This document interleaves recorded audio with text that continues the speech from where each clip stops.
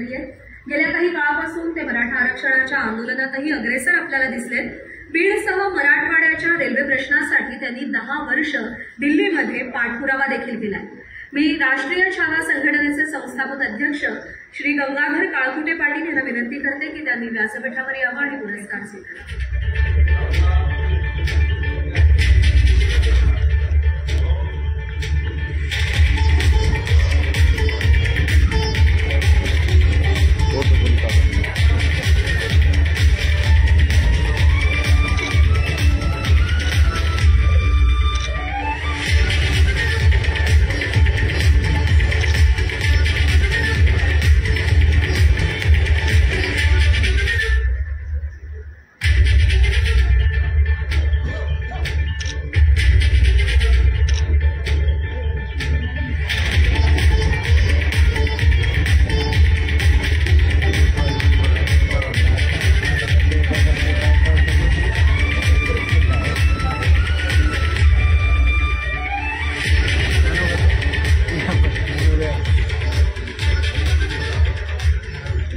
उपस्थित मंचावरती असलेले बीपी माझाच्या ताई आणि आमचे बावनकुळे साहेब आहेत, अभिनेत्री ताई आहेत आणि उपस्थित सर्व वेगवेगळ्या क्षेत्रातले मान्यवर आहेत। मी तसं पाहता सामाजिक क्षेत्रात काम करणारा एक कार्यकर्ता आहे।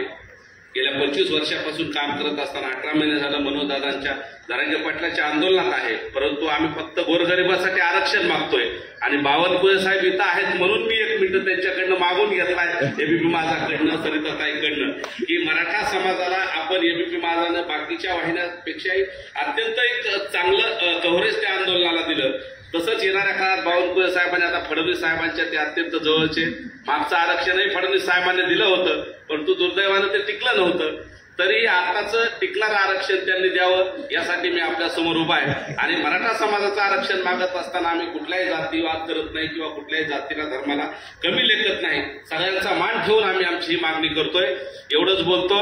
सामाजिक क्षेत्राबरोबर वेगळ्या वैद्यकीय उद्योग क्षेत्रातही काम करतो, परंतु या सगळ्यापेक्षा मला समाजाचं महत्व, समाजाच्या अडीअडचणी, गोरगरीब मराठा समाजाचे प्रश्न महत्वाचे वाटले म्हणून मी सामाजिक क्षेत्रातला आपला पुरस्कार स्वीकारतोय।